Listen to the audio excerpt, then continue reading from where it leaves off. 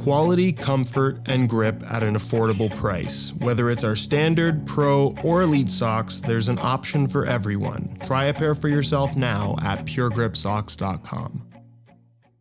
What's better, a stiffer or more flexible sole plate? Or perhaps more importantly, how does this variable impact performance, comfort, and your overall experience with any given football boot? Well, let me start off by saying that the in-hand flexibility test, specifically this one,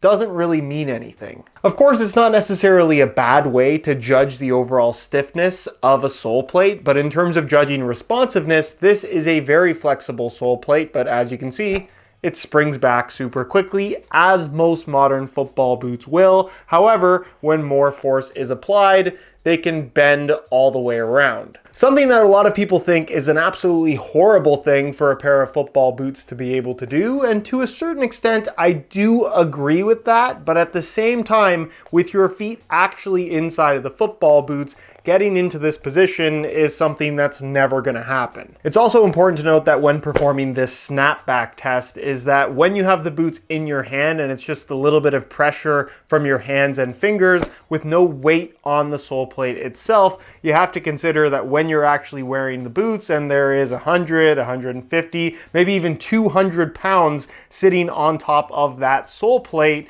the ability for it to snap back into place is going to be, in a lot of cases, insignificant because there's just not enough stiffness there to actually give you that amount of energy return. That doesn't mean that you won't be able to feel a stiffer or more flexible sole plate underfoot, but again, this test, kind of meaningless. We're on the topic of feel. I have the Nike Tiempo Legend 10 Pro, the first takedown model in the Legend 10 lineup that has been pretty highly criticized for its relatively flexible sole plate, particularly through the midfoot, which is not something that most people expect to see from a higher end pair of football boots. Nonetheless, what you'll definitely notice when it comes to using a flexible sole plate is that it makes the entire football boot generally feel more flowing in terms of how it moves with your foot. Where I don't necessarily want to equate flexibility to better overall comfort, but I will say that when a football boot sole plate is more flexible, that tends to make the upper also feel more flexible, and especially when you're talking about a new pair of football boots, if everything just moves really nicely with the bend of your foot straight out of the box, typically the break-in process and just the amount of time it takes to get used to a pair of football boots is going to be a lot less. In other words, at least in the context of a pair of football boots, a more flexible sole plate is allowing your foot to move in whichever way it wants with little to no resistance. And then in the case of a football boot with a stiffer sole plate, I have as an example the Puma Ultra 6 Carbon, which has one of the stiffest sole plates we've ever seen on a football boot period. The underfoot feel is entirely different from a flexible one, where even when you just slide the boots on before moving around at all, you'll definitely notice that the sole plate holds its structure a lot more, where obviously it's only going to flex so much this way because of its added structure, but it's also not going to be able to flex much the other way either, which from an underfoot feel and comfort perspective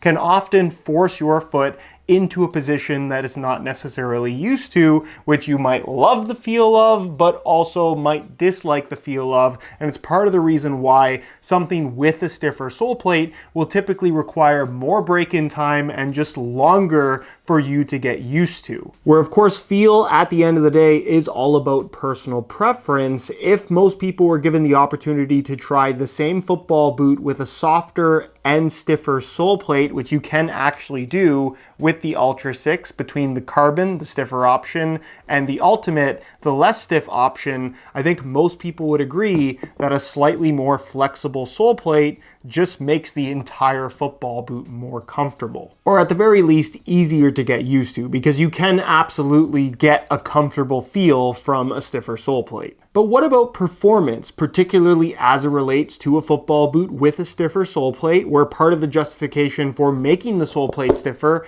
is that added responsiveness, the energy return that you get with every single step? does that actually result in you being faster or using less energy or any tangible performance gain whatsoever? In order to answer that question, I think it is really case by case specific, where I guess if you're talking about the Vapor 16 Elite from Nike, a very popular pair of speed boots, yes, the stiffer sole plate does result in a more responsive underfoot feel, and the little bit of bounciness you get from the Air Zoom sitting on the underside of the sole plate is also something that is at the end of the day noticeable, but does it genuinely translate to you being faster in these than what you would be in other football boots simply because of the stiffness of the sole plate? Personally, I would argue no. And then on the more extreme end of the stiff sole plate spectrum, the Adidas F50 Plus with its double sole plate construction and Lightstrike Pro elevated forefoot insert promises maximum energy return, and as you can see, it is incredibly stiff,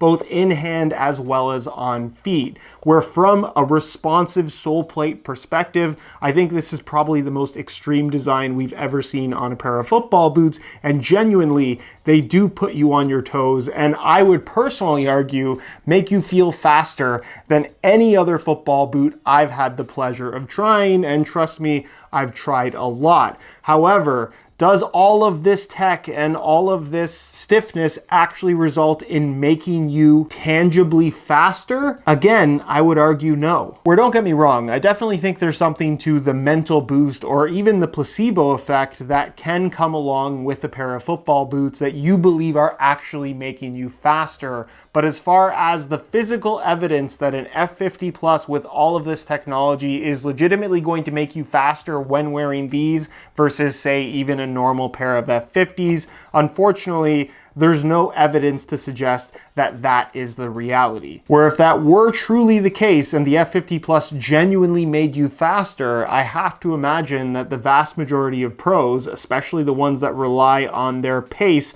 would be wearing these football boots to give them that edge over players that aren't wearing the same ones. Having said all of that about some of the most responsive football boots currently on the market, we are also living through the super shoe era of running shoes, where there are legitimately certain shoes out there that over the course of a long distance will actually make you faster. Having said that, just in stack height alone, where there's a pretty tremendous amount of underfoot cushion along with other technologies to actually make a super shoe make you run faster, in the world of football boots, while some of those technologies are kind of trickling their way in due to the low profile nature of a football boot sole plate, we are still a very long way away from that technology actually benefiting you from a speed perspective. Not to mention, when you're talking about a super shoe designed to make you quicker over a long period of time running at a steady pace in a straight line,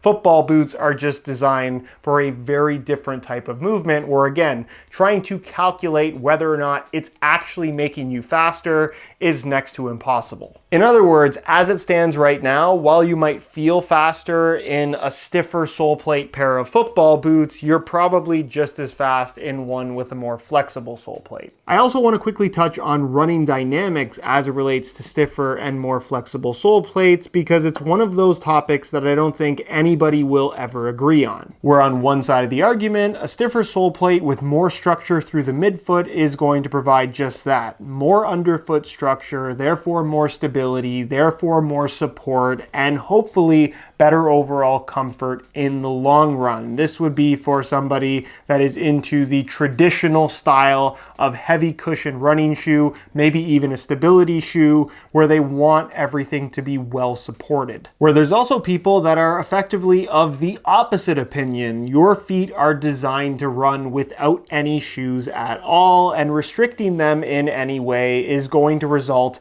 in long-term foot issues, hence why barefoot style running shoes have no structure to the outsole whatsoever, and that's another side of the argument that I also really understand. Who's right? I'm not entirely sure, but what I do know is, having worn both stiff and flexible sole plate football boots, I can be comfortable and run effectively in both, once I get used to the way that they feel. With the final variable worth considering when trying to decide between a stiffer or more flexible sole plate having to do with the playing surface you're going to be using the boots on, as well as overall traction, where I've always been of the opinion that from a comfort perspective, if you're playing on slightly harder ground, a slightly stiffer feeling sole plate with more overall structure will often result in better overall comfort, just because the stiffer material of the sole plate will disperse energy from the studs a little bit more easily, limiting the amount of stud pressure that you're going to have. Where if you typically have a slightly softer sole plate on a harder playing surface,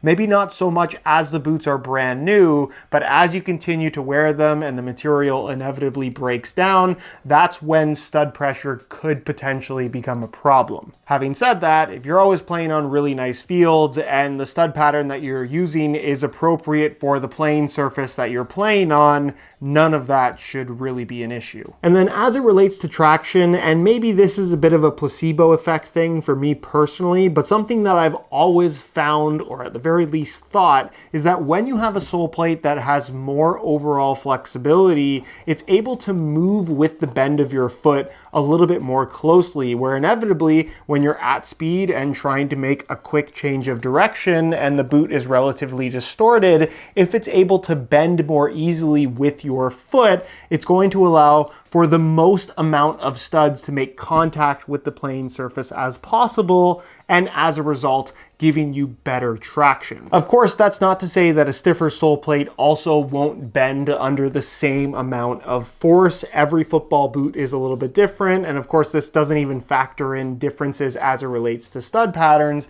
but I just found that it's a little bit easier, or at least it feels a little bit more stable from a footing and traction perspective when the sole plate is that little bit more flexible. But again, this is kind of more of a personal preference feel thing rather than something that I can honestly say is fact. But there you have it, everything that you need to know about what is ultimately different about a flexible sole plate versus a stiff one on a pair of football boots, where if you're asking my own personal preference, personally, I prefer football boots that have a little bit more of a flexible sole plate simply because of the comfort that it has on my feet. But if you do prefer a little bit more of that responsive feel, while it might not necessarily translate to better overall performance, certainly something with a stiffer sole plate might be more up your alley. With the real key here being feel and comfort. If you like the way that your sole plate feels, it will typically result in better overall comfort. If you're still unsure what your preference might be, I think it's a good thing to try both.